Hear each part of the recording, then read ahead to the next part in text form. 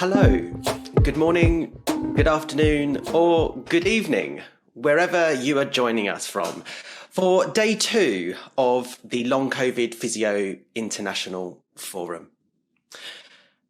Yesterday, I started with a pre-prepared written speech. However, yesterday was such a remarkable day where we have listened, learned, and heard and acknowledged all of your feedback, including positive and constructive, that I wasn't able to prepare anything for today because I personally still have lots of emotions of how yesterday went. Yesterday felt like we created a space that enabled us to connect. I mentioned yesterday that Long COVID Physio, one of our values is connecting to create change. And yesterday, even though none of us were in the same room and we're all using Zoom, it really felt like we connected. And with that, there was a sense of belonging and opportunity for change. Possibly, there was even change that happened yesterday. And I'm excited for whether that change continues today and in the future, with positive impacts on all of us with lived experience that are working in research, clinical practice, or policy. Yesterday was powerful. It was genuine. It was emotional and at points vulnerable. But genuinely, we were all here together to connect and create that change. So I want to say thank you to everybody that was with us yesterday. And I know that people put so much into yesterday that some people can't join us today.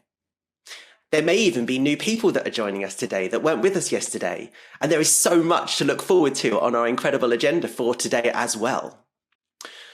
We are constantly learning, listening, and intentionally responding to what you're saying. This is our first Long COVID Physio International Forum, so we are learning all together at the same time, and we've heard your feedback. And right now, I'd just like to address that so you can hear how we are responding. Originally, we asked everybody to use the chat box just to ask our speakers questions and use the Padlet to engage in conversation. We've heard you. We know you want to use the chat box, so feel free. Use the chat box as much as you want. But I want you to be aware of what the Padlet is for. The Padlet is there because not everybody is here live. The conversation continues for those people that are watching on demand, those people who are living with severe disability and are unable to attend every session and maybe watching on demand from their bed and pacing their attendance. And also those people that want to join the conversation during, before and after sessions. We're keeping the Padlet. The Padlet is enabling people to continue to join in, but we know that the chat box is there too and adds value. So in terms of the research agenda that we have, we'll be analysing the chat box too, along with the Padlet. We've also responded and understood that there's so much going on in terms of social media. We know that the hashtag LCP Forum is being used a lot. And so you can see that we're using technology to put it all in one place so you can see it. So jump on the link that's just been put in the chat box. Access the simpler summary. Who's our top tweeters? What's the content that's gaining the most traction? Who's out there? Join the conversation in the chat box. Join the conversation on Padlet. Join the conversation on social media. Wherever you want to do it, we're going to make sure that it's recognised, heard, seen, and valued. So thank you to everybody that is contributing in so many different ways. We've also heard that we need to continue to centre and prioritise the voices of people with lived experience. So during our science sessions, the challenge to our speakers is you do only get 10 minutes. And we will be bringing on Jimmy to bring you off if you go Over 10 minutes, because we are centering lived experience. The tagline of this forum is bringing the lived experience to long COVID disability and rehabilitation. So Jimmy has unadulterated permission to continue to come in and warm things up so that we can bring on the panel in session. We've also heard your frustrations at the closed captions. This is new technology through Zoom, and it uses artificial intelligence. If we could make it better, we would love to do that. We know the translations are not perfect, but we really hope that it does provide some opportunity to better understand if English is not your first language. And just like at our highlight session last night, when Spanish is not my first language, I was able to understand what Andre was saying because of the closed captions. And yeah, they weren't perfect, but we're going to continue to try and hope that maybe these things get better in the future. We're also hearing about the music. Some of you love it. Some of you find it a bit too overstimulating, and that's okay. If you don't want to listen to the music, please feel free to use the breaks, step away, mute your computer, take your headphones off, whatever works for you. But we also know that some of you want to contribute to the music that's being played. So you will see on the Padlet, there's a new column for your music requests. If you want to request a song, go for it. We know that Padlet has also been commented on how it can be difficult if you're living with cognitive dysfunction. So I just want to hopefully try to simplify what it is. Every column represents each session. You can rate each session with a star of 1 to 5. You can comment on other people's posts. And at the bottom of each column, you can press the plus sign and you can add your own comments. You can attach your own documents. You can even share videos. And the link to Padlet is in the chat box now. So I hope that this is an acknowledgement that we are hearing you, we are responding, and we are listening. But truly, I am overwhelmed with the responses of how this forum has changed the mould in the way that we've structured and formatted this, and the process of inclusion, the opportunity for connecting, the change that can come out of that, and the sense of belonging. So thank you. Welcome to all of you from around the world, all 780 registered delegates. So I will pass on to our Master of Ceremonies, Jimmy. Darren, thanks so much for opening things up today. We're going to begin the programming by hearing from some people who helped make this event possible. From Long COVID Physio, Equity, Diversity, and Belonging, their co-director, as well as the head of Physiotherapy Department at St. Louis University, Etienne is on the screen. Etienne, welcome. Thank you. We really want to welcome everyone, and we thank all our executive for making this really inclusive and including patient researchers and even other stakeholders.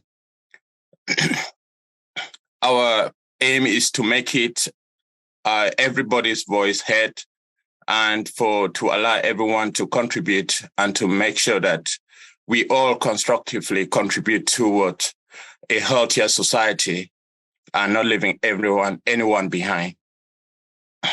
So at least we've included researchers. If you can't read, somebody read for you. If you can't synthesize data, somebody help you do that. If patients are expert in their own experiences, and that's why we made it inclusive and make sure that we hear directly from patients and how they've gone through their processes, their life experiences. So we've tried as much as possible to include and make sure that those from low, medium income country join us by giving scholarship, and that has helped to increase the attendance. So we are very grateful for everyone who's made it, and we are really appreciative of all your contribution and support in every way, feel free and continue to join us and make sure that if you have any requests and anything that we can do to make our platform more stronger, do well to reach us. Thank you very much and enjoy the session. Etienne, thanks so much for being part of the program. Up next, let's welcome in the Dean of College of Health Science, Lifelong Learning, and Vice Provost of Academic Affairs at Rocky Mountain University of Health Professions here in the United States, Dr. Malissa Martin. Dr. Martin. Good morning, everyone. If it's morning where you are, I am so excited about this opportunity. At Rocky Mountain, we believe in advancing knowledge, advancing healthcare. And our motto could not fit more with this international COVID Physio conference. We are excited to be your host site. And I'd like to tell a little bit of story because I know that stories are important, real lived stories. My uncle contracted COVID in November 2020. He was a healthy 78-year-old, never had major health issues in his entire life. He lived in a state in this country that did not believe in COVID. Therefore, vaccines were not readily available. In early 2021, he received the Johnson vaccine, which we know was not highly encouraged for elderly people, but nevertheless, he did. He continued to have symptoms throughout that spring to the point that he couldn't breathe hardly and walk. He would walk his little dog around. He loved his little dog. He lived in a trailer. And unfortunately, in April, I had to fly out to this state, and I had to watch my uncle die from COVID. His entire bodily function shut down. So in 2021, May 12th, he passed away. But yet, on his death certificate, it did not say COVID. It said organ failure. So he was not counted as one of the many people who died from this devastating virus. So not only personally, but also professionally, as an athletic trainer and therapist, I totally believe in what is said today and yesterday, and we will continue to support this long COVID forum. I challenge Darren and his group to continue it with us. Please continue to let us hear your voices, because we're here to advance knowledge and advance healthcare. I'd like to thank a few people at Rocky Mountain University. As you know, it takes a village, but I will say that Darren Brown was the mighty, mighty force behind everything that's happening in these 2 days. But we did help and we provided the support. I'd like to thank Jason Ritchie for what he's doing with our Zoom and platform.